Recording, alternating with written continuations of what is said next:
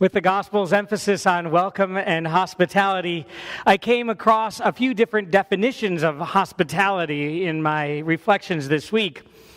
One I particularly like said, hospitality in the church is living as though there are no strangers here, only friends we haven't met yet. Another one I liked was by Catholic priest and author Henry Nouwen. He described hospitality as the creation of a space in our lives where a stranger can enter and become a friend instead of an enemy. Of course, those are nice definitions and they're great in theory, but we all know what kind of world we live in. We're more on guard all the time. We're more polarized all the time.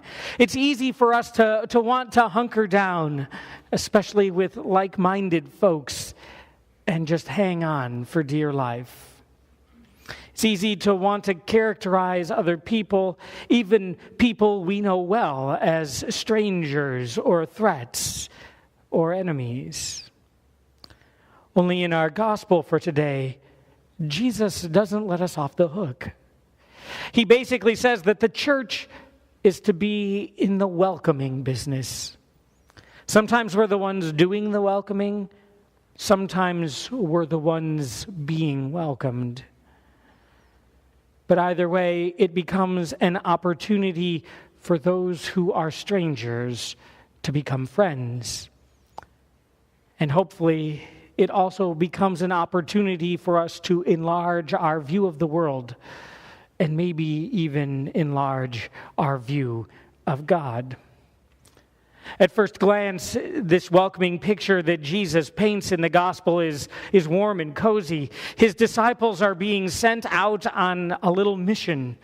He expects people to show them hospitality. After all, it was part of the culture of the day to do this. Whoever welcomes you is actually welcoming me, he says. And whoever welcomes me welcomes not me, but the one who sent me. They don't have to offer you much. Even a cup of cold water will be enough. Jesus, he makes hospitality sound easy. And sometimes it is. In fact, whenever you have the power in the relationship, being in the welcoming business can be easy because you get to control the circumstances, the setting, and the surroundings. And even when that hospitality comes to an end. But if you're the one being welcomed, it's a whole different situation. If you read the verses leading up to today's gospel in Matthew, Jesus doesn't mince words. He tells the disciples that as they go from village to village, sometimes people will slam doors in their faces. Don't worry about it, he says. Shake the dust off your feet and move on. And then the picture gets even darker. You might feel as if I am sending you out as sheep in the midst of wolves. Governors and kings might throw you in prison. Your own family might turn you into the authorities. In a great, big, scary world, Jesus is saying, showing and receiving hospitality can become a matter of life and death. So clearly, Jesus knows that there will be days when extending hospitality isn't easy. But he's also clear it's not optional. Whether it's the first century or the 21st century, welcoming others always comes with a cost. That cost always includes the discomfort of being vulnerable. But that's also the gift in it. Because as we experience what it feels like to be vulnerable, we understand what it was like for Jesus to become vulnerable as a human being in his incarnation. We understand what it was like for him to endure the cross, to become vulnerable for all of us. We might be tempted to circle the wagons and protect ourselves or even our country. from the outside world. We might be tempted to close ourselves off from people who think and act differently than we do. We might be tempted to spend all of our time focused on ourselves and on our little problems.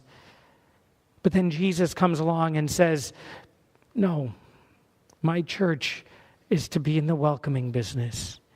If you don't, the church will fail in its mission, and eventually it will even die.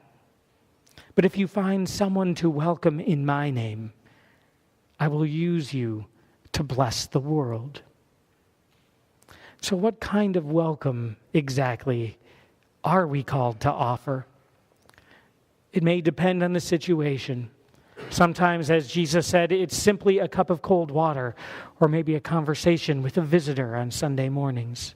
Or maybe it's supporting organizations like Samaritas in their efforts to find adoptive and foster parents for children, or a welcoming community for refugees that come from all around the world. Or maybe it's our support of Family Promise, when we don't just provide a place and a meal, but a welcome and a temporary home for people who feel isolated and alone. There are so many more examples that we could think of that we do here in this place for this larger community. But we do it all because the Church of Jesus Christ is in the welcoming business.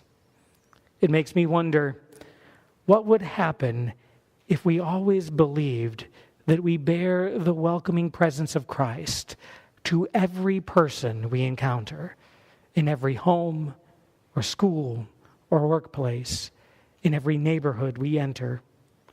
Would we talk differently? Would we act differently? Preacher and professor Fred Craddock tells the story of when he and his wife Nettie were once on a vacation to the Great Smoky Mountains. They were eating dinner at a little restaurant outside of Cosby, Tennessee, when an elderly man came up to their table and said, "Good evening." They engaged in a conversation that Dr. Craddock later said he didn't really want to have.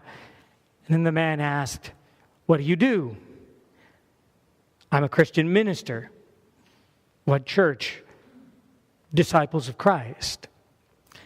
He paused a moment and said, "I owe a great deal to a Disciples of Christ minister."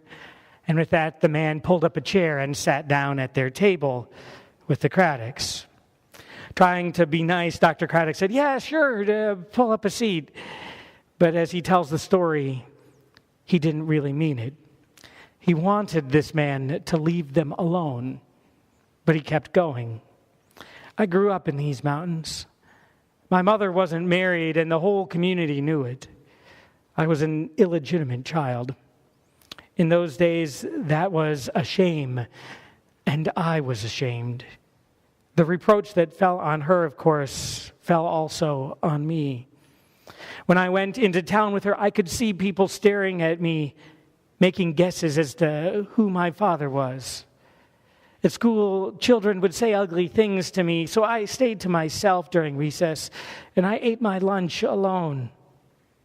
Well, in my early teen years, I began attending this little church back in the mountains called Laurel Springs Christian Church. I went to hear that minister preach. I don't know exactly why, but it did something for me.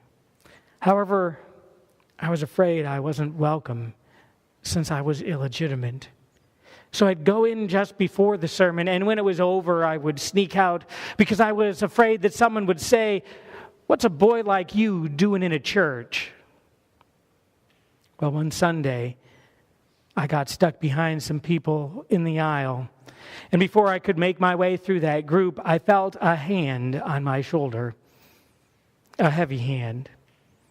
It was that minister. I trembled in fear. He turned his face around so that he could see mine, and he seemed to be staring for a little while. I knew what he was doing. He was going to make a guess as to who my daddy was. A moment later, he said, "Well, boy, you're a child of..." And he paused there, and I knew it was coming. I knew I would have my feelings hurt. I knew I would never go back again. He said, "Boy, you're a child of God. I see a striking resemblance, boy." Then he slapped me on the back and said, "Now go claim your inheritance." You know, I left that building a different person that day. In fact, that really was the beginning of my life.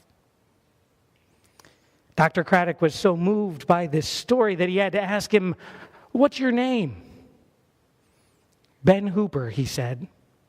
And as he said his name, Craddock recalled his own father telling him how the people of Tennessee had elected as their governor twice a man by the name of Ben Hooper.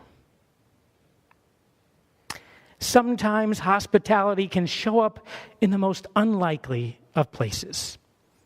It might be something like a small meal that you make this week for Family Promise. It might be something like risking a conversation with someone you don't really know. But whenever we share the gift of genuine hospitality, we're creating a space in our lives for a stranger to enter and to become a friend instead of an enemy.